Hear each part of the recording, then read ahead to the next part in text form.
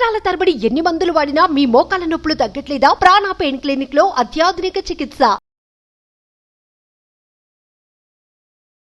నమస్తే, welcome to Suman TV. నేను మీ యామ్ని. ప్రస్తుతం మనతో ఉన్నారు ప్రముఖ ఆధ్యాత్మికవేత్త డాక్టర్ అనంతలక్ష్మి గారు ఉన్నారు. అమ్మతో మనం మాట్లాడదాం.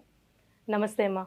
నమస్తే తల్లి. అమ్మ, మామూలుగా అయితే జన్మదినం అనేది ఒక్కసారే ఉంటుంది, కానీ హనుమంతుడి వారికి ఏంటమ్మా 2 సార్లు చేయడం జరుగుతుంది. అసలు మన దగ్గర చైత్ర మాసంలో చేస్తారు, అలానే వైశాఖ మాసంలో కూడా ఉంది. అసలు తెలియచేయండి అమ్మా. మనం కూడా 2 చేసుకుంటామమ్మా. తిథుల ప్రకారం ఒకటి చేసుకుంటున్నాం, తేదీల ప్రకారం ఒకటి చేసుకుంటున్నాం. ఇది అది కాదు, హనుమంతుడిది అది కాదు. నిజానికి హనుమంతుడి జీవితానికి సంబంధించినటువంటి విశేషాలన్నీ మనకి ప్రమాణంగా ఉండేది పరాశర సంహిత. పరాశర సంహితలో హనుమంతుడు వైశాఖ బహుళ దశమి మందవారం అంటే శనివారం నాడు పుట్టినట్టుగా చెప్పబడింది. అర్థమైంది కదా? వైశాఖ బహుళ దశమి అంటే కృష్ణపక్షం. పూర్ణిమ అయిన తర్వాత వచ్చేటటువంటి దశమి నాడు శనివారం నాడు ఆయన ఆవిర్భవించాడు అని చెప్తారు. అది పరాశర సంహిత ప్రామాణికం. కానీ మనకి ఉత్తర దేశంలో చైత్ర పూర్ణిమ హనుమత్ జయంతిగా చేసుకుంటూ ఉంటారు. అవునమ్మా, ఇక్కడ కూడా అదే విధంగా చేస్తారు కదమ్మా. అది తెలియక చాలా చేయడం మొదలు పెట్టారు. మొదట్లో చేసేవారు కాదు.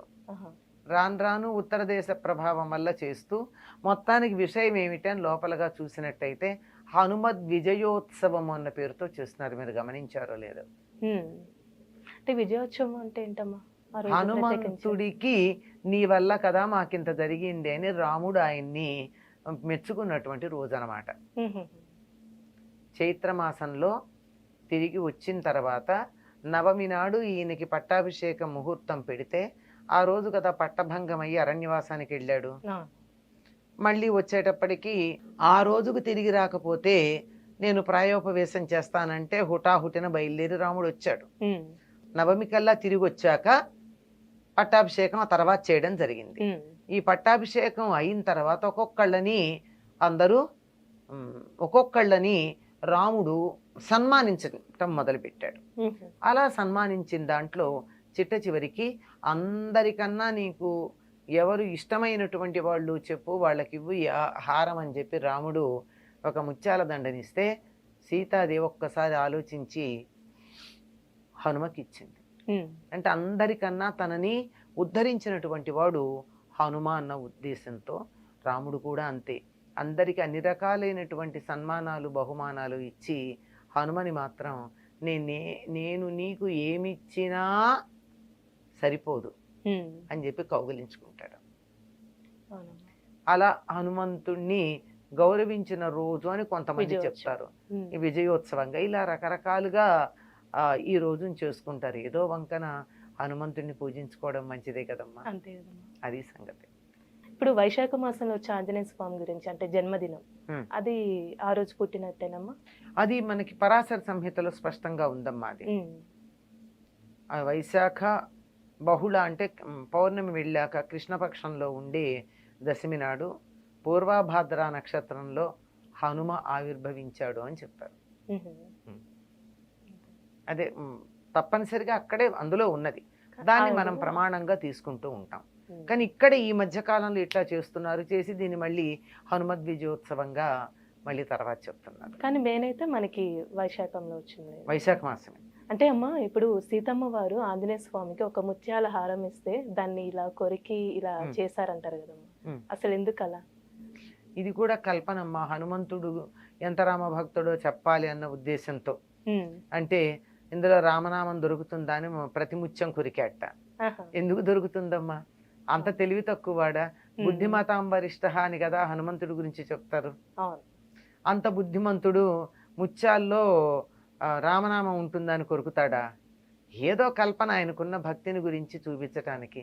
అయితే ఏదన్నా పండిస్తే పండులో రామనామం ఉందా అని చెప్పి కొరికి చూస్తాడా? ఇట్లా కాదు. ఆయనకి హనుమంతుడికి వీటన్నిటికన్నా కూడా ముత్యాలు రత్నాలు మొదలైనటువంటి వాటికన్నా కూడా రాముడంటే ఇష్టం, రాముడిని అన్వేషిస్తూ ఉంటాడు అన్న భావన తెలియచెప్పడానికే తప్ప వేరే కాదమ్మా. అంతే, ఇది కల్పన. కల్పన. హనుమంతుడికి ఉన్న భక్తికి సంబంధించి ఎన్నో కల్పనలు వచ్చిన ఉన్నాయి. ఇలా గుండె చీలిస్తే అక్కడ రాములు వారు, సీతారామ లక్ష్మణుడు సీతారాములు ఉన్నట్టు. వారు. ఎందుకు ఆయన చీల్చుకుని చూపించాలా? చీల్చుకుని చూపిస్తే బొమ్మ మనకు కనపడుతుందా? ఆయనకు కనపడుతుంది తాను లోపు చూపులో గనక చూసినట్టయితే. అంతే ఇట్లాంటివి భక్తిని కొద్దిగా అలా సింబాలిక్ గా చూపించడానికి చెప్పేటటువంటి కథలు. అమ్మ ఇప్పుడు హనుమంతుడు వారు పుట్టగానే సూర్యుని దగ్గరికి వెళ్ళి అది పండు అనుకొని అలా వెళ్ళారంటమ్మా. అసలు ఎందుకంటారు అలా? అది హనుమంతుడి యొక్క శక్తిని నిరూపించేటటువంటి తెలియజెప్పేటటువంటి తీవృత్తం అమ్మ. పుట్టంగానే అలా ఆకలేసిందట. ఎదురుగా ఉదయిస్తున్న సూర్యుడు కనపడ్డాడు. కనపడంగానే ఆ పండు తిందాం అనుకుని బయలుదేరాడు. తీరా అక్కడికి వెళ్తూ ఉంటే ఆ రోజు పుట్టంగానే కదా, పుట్టిన తర్వాత అలా బయలుదేరి వెడితే ఈయన దశమి నాడు పుట్టాడు. 3 రోజులైంది. అమావాస్య నాడు పండు తినడానికి వెళ్ళాడు. వాళ్ళమ్మ కాస్త బయటికి వెళ్ళిందో ఏమో పండు తేవడం. వెళ్ళేటప్పటికీ ఆ రోజు అమావాస్య సూర్యగ్రహణం. అక్కడ రాహు ఉన్నాడు. ఉండి వెంటనే ఇంద్రుడి మీద కోపం వచ్చింది తనకి. నాకు నువ్వు ప్రతి గ్రహణం ఉన్న సమయంలో నాకు ఆహారంగా ఇచ్చావు కదా సూర్యుడిని, మళ్ళీ ఇంకెవరికి ఇచ్చావు నువ్వు అని ఇంద్రుడితో దెబ్బలాడ్డానికి వెళ్ళాడు రాహు అలా వెళ్ళంగానే వెంటనే ఇంద్రుడు బయలుదేరి వచ్చాడు. ఇదేమిటి వీడెవడు రాహుని అడ్డుకున్నాడు అని. హనుమంతుడు అప్పుడు అక్కడి నుంచి వీడి మీదకి వచ్చేసాడు, ఇంద్రుడి మీదకి వచ్చాడు. ఇంద్రుడి మీదకి కాదు, ఇంద్రుడు ఎక్కిన ఐరావతం మీదకి వచ్చాడు. అంత దూరం పోయి పండు తినడం కన్నా సూర్యుడి కన్నా రాహు బాగున్నాడు. రాహు కన్నా ఐరావతం ఇంకా బాగుంది, దగ్గరగా ఉంది. ఇది ఐరావతాన్ని తిందామని వెళ్ళేటప్పటికి ఇంద్రుడికి కోపం వచ్చి వజ్రాయుధం వేశాడు. ఆ వజ్రాయుధానికి ఈయన దవడ పేలిపోయి మూర్ఛపోయాడు. అంత బలం కలిగినటువంటి వాడు మూర్ఛపోయేటప్పటికి తన కొడుకు ఇంత కష్టం కలిగిందని వాయుదేవుడు తన కొడుకుని తీసుకుని ఒక గుహలో బంధించి కూర్చున్నాడు. వాయువు లేకపోయేటప్పటికి అందరికీ కీళ్లు పనిచేయడం మానేశాయి. అందరూ వచ్చి ప్రార్థిస్తే బ్రహ్మగారు వచ్చి ప్రార్థించిన తర్వాత వాయుదేవుడు తన కోపాన్ని తగ్గించుకున్నాడు. బ్రహ్మ అందరికీ చెప్పాడు, మీరందరూ వరాలు ఇవ్వండి ఈ బిడ్డకని. బ్రహ్మగారేమో అతనికి బ్రహ్మాస్త్రం అతడి మీద పనిచేయదు అని, అతనికి చిరంజీవిత్వం ఉంటుందని ఇచ్చాడు. అందరూ ఆయుధాలు ఇచ్చారండి, ఆయుధాలు ఇచ్చారు, వరాలు ఇచ్చారు. అందువల్ల అతనికి సుఖమే కలిగింది. అంత బలం కలిగిన వాడు. సూర్యుడు ఏం చేశాడంటే, ఈ పిల్లవాడు చదువుకునే వయసు వచ్చిన తర్వాత నేను నీకు చదువు నేర్పిస్తా అన్నాడు.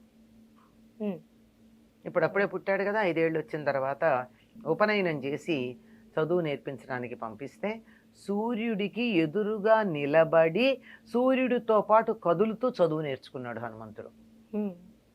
ఇప్పుడు సూర్యుడు ఇలా వెడుతున్నాడమ్మా, సూర్యుడికి ఎదురు నిలబడ్డవాడు ఎట్లా వెళ్ళాలి? వెనక్కి అడిగేయాలి.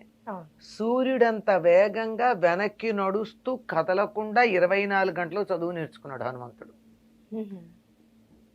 అంత బలం కలిగినటువంటి వాడు గనకే సూర్యమండలం దగ్గరికి ఎగురుకుంటూ వెళ్ళి అది పండు అనుకుని తినడానికి బయలుదేరి వెళ్ళినవాడు. అందుకే సూర్యుని మించినటువంటి జ్ఞానం ఇచ్చేవాళ్ళు మరొకళ్ళు లేరు.